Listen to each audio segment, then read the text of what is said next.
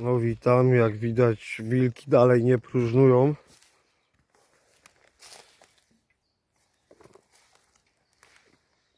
Dostało tutaj pobojowisko. Pełno sierści.